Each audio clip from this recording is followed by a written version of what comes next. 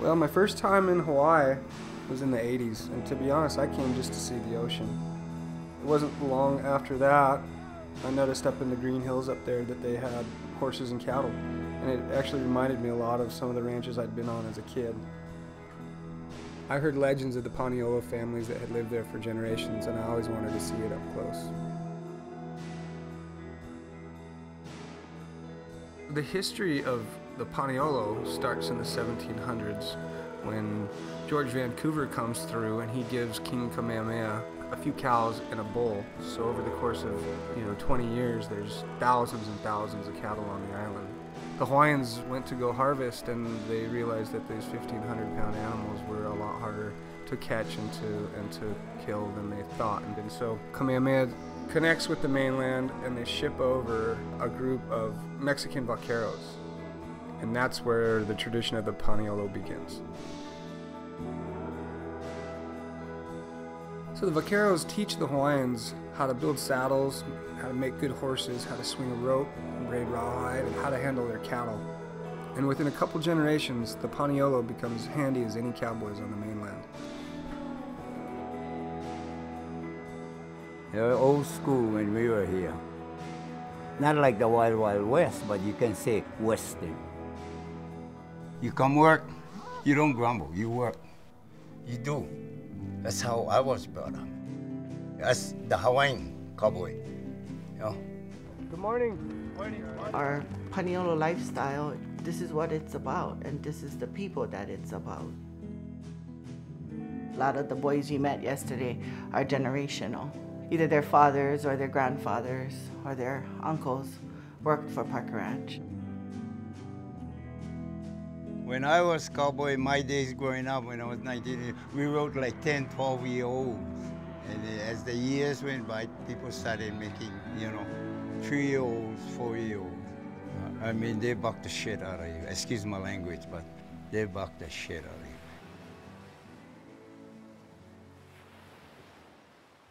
Hawaii is unique in its terrain in many different ways because it can switch so fast.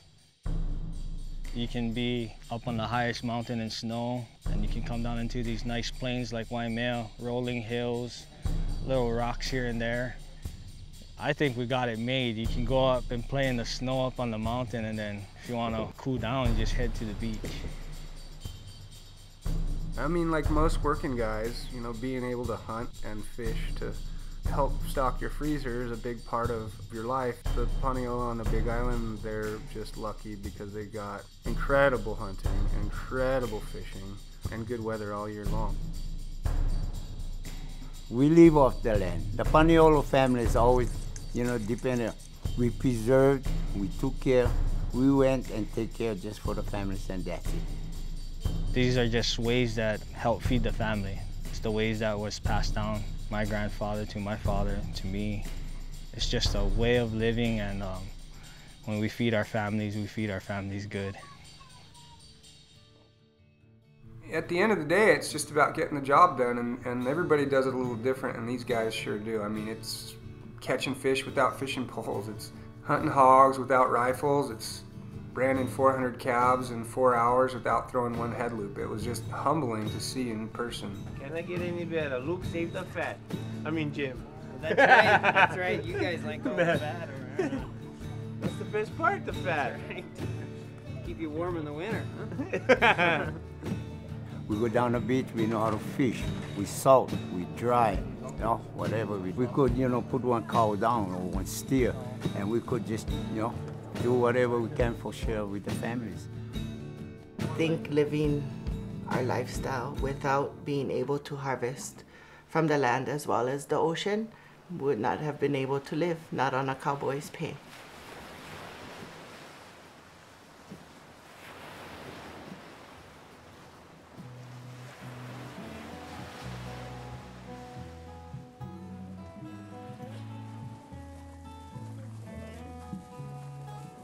Times have changed.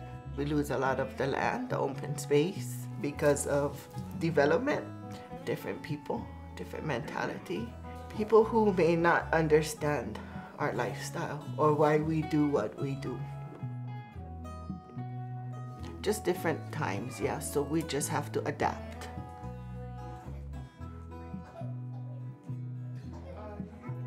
I think the common thread in these ranch communities is tradition, family, productivity, stewardship, and the dream of passing it on to the next generation.